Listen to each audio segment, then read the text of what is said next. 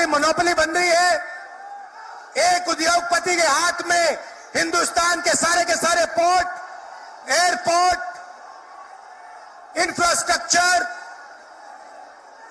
Defence की industry, सारी की सारी नरेंद्र मोदी जी ने एक उद्योगपति को पकड़ा दी।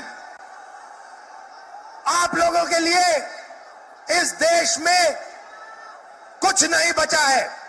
मैं आपसे सवाल पूछना चाहता हूं, इस देश में पिछड़ी जात के कितने लोग हैं? कितनी आबादी है पिछड़ी जात की?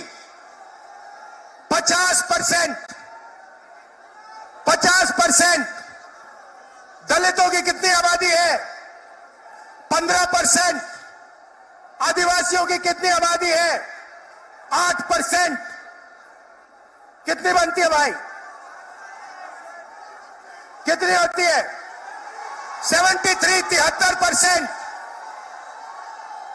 अब देखिए, 73% में से हिंदुस्तान की सबसे बड़ी कंपनियों में उनकी मालिकों की लिस्ट निकालिए, आपको एक व्यक्ति नहीं मिलेगा 73% वाला। उसके बाद मीडिया के मालिकों की लिस्ट निकालिए, बड़े बड़े इनके जो पत्रकार हैं उनकी लिस्ट निकालिए, आपको 73% में से एक नहीं मिलने वाला है।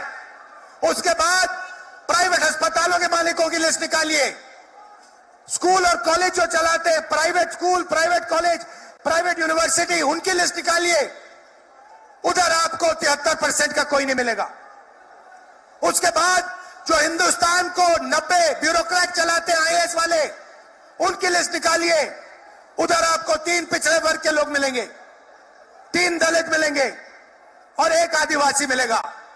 और अगर हिंदुस्तान की सरकार 100 रुपए खर्च करती है, बजट में अगर 100 रुपए खर्च होते हैं तो 73% की 6% की 6 रुपए की भागीदारी बनती है।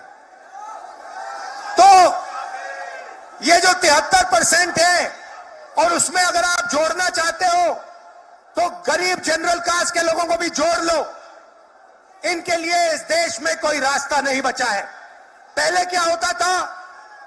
पहले पब्लिक सेक्टर होता था, उसमें गरीबों को रास्ता मिलता था, नौकरी मिल जाती थी, सरकार में रोजगार मिल जाता था, जैसे बिहार में तेजस्वी जी ने किया, जैसे छत्तीसगढ़ में हमने किया, कर्नाटक में, तेलंगाना में हम कर रहे हैं। मगर नरेंद्र मोदी जी ने ये सारे के सारे रास्ते बंद कर दिए। सेना में आप जाते थे, वहां अग्निवीर लागू कर दिया। अब देखना, अग्निवीर लागू किया, और अग्निवीर में पहली बार इस देश में 2 तरीके के शहीद होंगे। एक शहीद होगा, उसको शहीद का दर्जा मिलेगा, उसे पेंशन मिलेगी, उसे कैंटीन मिलेगी, और उसे गांव में, शहर में आदर मिलेगा। दूसरा शहीद होगा, अग्निवीर होगा, वो शहीद होगा, उसे शहीद का दर्जा नहीं मिलेगा, उसको पेंशन नहीं मिलेगी, उसको कैंटीन नहीं मिलेगी, और उसको ट्रेनिंग भी सही नहीं मिलेगी। एक तरफ चाइना के सैनिक, पाकिस्तान के सैनिक सालों की ट्रेनिंग लेते हैं, और हमारे युवाओं को नरेंद्र मोदी 6 महीने की ट्रेनिंग देने के बाद उनके सामने खड़े करने की कोशिश कर रहा है। नतीजा आप जानते हो।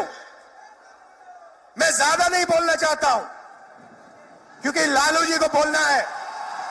ये देखो, लालू जी को बोलना है, मगर मैं सिर्फ ये कहना चाहता हूं, बीजेपी के लोगों को गलतफहमी में नहीं होना चाहिए। हम लोग बीजेपी से, आरएसएस से नहीं डरते। हमें कोई फर्क नहीं पड़ता। हम देश के लिए लड़ते हैं, हम देश के लिए मरने के लिए तैयार हैं, और हम बीजेपी को, आरएसएस को यहां से हटा के इंडिया की सरकार बनाकर दिखाएंगे। आप सबका दिल से बहुत बहुत धन्यवाद। नमस्कार, जय हिंद।